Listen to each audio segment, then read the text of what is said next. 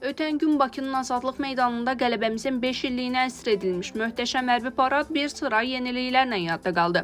Bunlardan biri də uzun müddət sonra hərbi paradın aparıcılığının Abdullah Qurbaniyə həvalə olunmaması idi. Yeni aparıcı Mümtaz Xəlilzadənin şərhini isə bəyənənlər də oldu, əks fikir söyləyənlər də. Teleqraf məsələ ilə bağlı Abdullah Qurbani ilə əlaqə saxlayıb.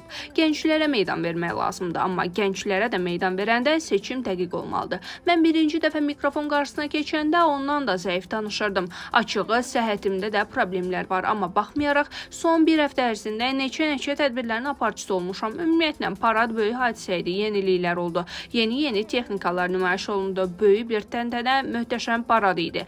Bəzən vaxt da məhdud olur, texnikalar haqqında ətraflı məlumat vermək olmur. Xalqın bayram əhvalı digər məsələləri unutdururdu, deyə Qurbani bildirib.